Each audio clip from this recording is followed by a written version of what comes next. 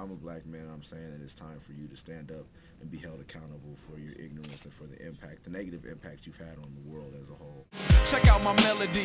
Let's live in harmony. We in this together. No man has autonomy. No man is an island immune to the violence. This rap race is no place to raise a talent. What's wrong with smiling? What's wrong with peace? What's wrong with squashing beef before they label you deceased? Swallow your pride before you choke on your issues. I know you. Well, that's a pretty powerful statement. I have kind of two follow-up questions, but I almost want to ask this one first. In growing up and everything like that, you know, just from a kid until obviously, you know, this day, these minutes here, you're saying, you know, you're recognizing that hip-hop is at a place where, you know, it's being consumed by more than just black people, the urban, you know, environment that it's from. In addressing, I guess, everybody, you know what I mean, where did that perspective come from of being able to say, kind of looking at things in not basically colorblind? Like where along the lines did you kind of develop that mind frame that this is, as a people, where we need to be? As far as humans, or? Yeah. I mean, oh man. Like, was there a book you read, like a movie you saw, like No, a combo you had? I just think it's just like life experience, man. Like living amongst people, and like I think a lot of my views were formed by, I guess to me, like walking both sides of it. Like kind of like I've been on. I grew up in the neighborhood. I grew up as an at-risk youth. I grew up in a single-parent household, and then I went on a travel with Warped Tour and Atmosphere, and I've lived in the Valley, and I've lived. You know, I think I've just seen. I don't know. I've seen a lot of life around the world, and I'd be remiss not to kind of, I don't know, bring my I guess I don't. Yeah, it's a result, a cumulative result of my life experience. You know what I'm saying? Okay, cool. I mean, you know, this isn't relative to our interview, I guess, but I mean, I used to work with at-risk kids, and I know that there comes a point in time around the age of, like, you know, 11, 12, where they, you know, I guess kind of realize, like, Right, where they, yeah,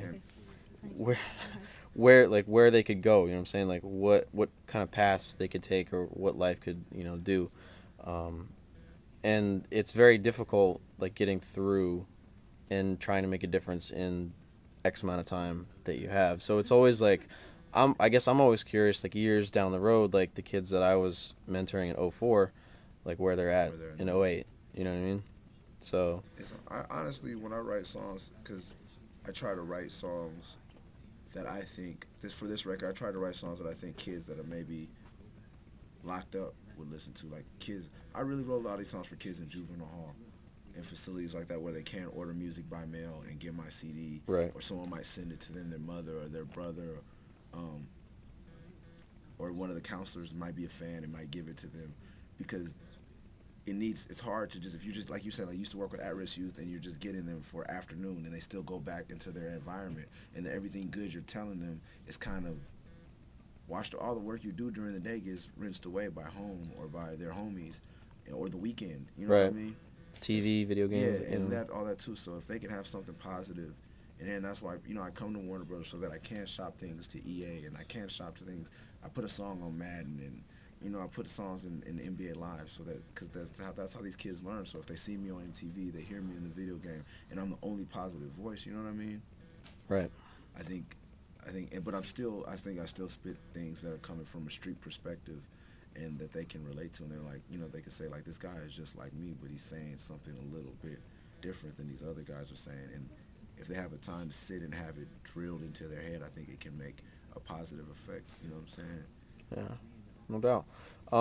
And I guess the question that I was going to pose before that, off of when you're talking about accountability, you know, you've taken paid dues and just made it your own. You know what I mean? Like, that's like, it's one of, you know, the biggest hip hop tours as far as like the fans go. You know what I mean? That's what they want to see. Those are the acts that they want to, you know, go and see on stage and everything like that.